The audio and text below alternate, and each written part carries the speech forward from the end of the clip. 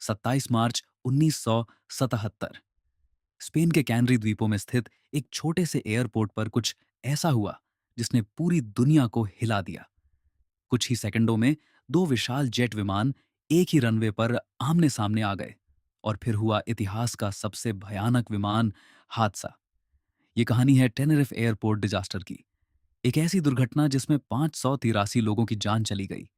लेकिन यह दुर्घटना अचानक नहीं हुई थी। इसके पीछे कई छोटी छोटी गलतियां और कुछ सेकंड की गलतफहमी छिपी थी। उस दिन कैनरी द्वीप के लॉस रोडेओस एयरपोर्ट पर असामान्य भीड़ थी। कई विमान असल में ग्रांड कैनरिया एयरपोर्ट की ओर जा रहे थे, लेकिन वहां एक बम धमाके के कारण एयरपोर्ट को अस्थायी रूप से बंद कर दिया गया। इसलिए कई अंतर्राष्ट्रीय उड़ानों को टेनेरिफ के इस छोटे एयरपोर्ट पर डायवर्ट कर दिया गया। अचानक इस छोटे एयरपोर्ट पर बड़े बड़े जेट विमान खड़े थे। रनवे के आसपास विमान खड़े होने की जगह भी कम पड़ने लगी थी। इन्हीं विमानों में से दो इतिहास के सबसे बड़े विमान हादसे का हिस्सा बनने वाले थे। पहला विमान था कि LM एयरलाइन का बोइंग 747। यह विमान यात्रियों से भरा हुआ था और नीदरलैंड से आया था। दूसरा विमान था पैन AM एयरलाइन का बोइंग 747। यह विमान भी यात्रियों से भरा हुआ था और अपने गंतव्य की ओर जाने की तैयारी कर रहा था। दोनों विमान दुनिया के सबसे बड़े यात्री विमानों में से थे।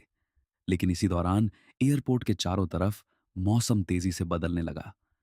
पहाड़ों से घना कोहरा धीरे धीरे रनवे की ओर बढ़ने लगा।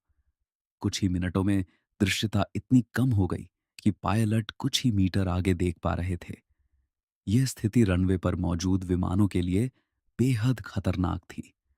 एयर ट्रैफिक कंट्रोल ने पेन एएम विमान को रनवे पर टैक्सी करने का निर्देश दिया। उन्हें कहा गया कि वे रनवे पर आगे बढ़ें और तीसरे टैक्सीवे से बाहर निकल जाएं। लेकिन एक समस्या थी। पेन एएम के पायलट इस एयरपोर्ट से पूरी तरह परिचित नहीं थे। लॉस रोडेउस एयरपोर्ट छोटा था और उसकी टैक्सीवे व्यवस्था काफी जटिल थी। रनवे से बाहर निकलने के लिए कई छोटे छोटे रास्ते थे।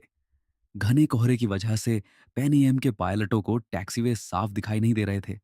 वे धीरे धीरे रनवे पर आगे बढ़ रहे थे और सही रास्ता खोजने की कोशिश कर रहे थे। इसी समय रनवे के दूसरे छोर पर KLM का विशाल बोइंग 747 टेकन ऑफ के लिए तैयार खड़ा था। KLM के कप्तान जल्दी से उड़ान भरना चाहते थे। उन्हें डर था कि मौसम और खराब हो सकता है और एयरपोर्ट फिर से बंद हो सकता है। इसलिए उन्होंने टेकन ऑफ की तैयारी शुरू कर दी। KLM के कप्तान ने रेडियो पर एयर ट्रैफिक कंट्रोल से कहा, KLM 4805 टेकन ऑफ के लिए तैयार है। कंट्रोल टावर से जवाब आया, KLM 4805 टेक ऑन ऑफ के बाद दाईं ओर मुड़िए और लगभग 9000 फीट की ऊंचाई तक चढ़िए। लेकिन इस संदेश में एक बहुत महत्वपूर्ण शब्द नहीं था। कंट्रोलर ने टेकोनेफ की अनुमति स्पष्ट रूप से नहीं दी थी, लेकिन KLM के कप्तान ने इसे टेकोनफ की अनुमति समझ लिया और यही आने वाली त्रासदी की शुरुआत थी। और तभी KLM का विशाल बोइंग 747 रनवे पर तेजी से दौड़ने लगा।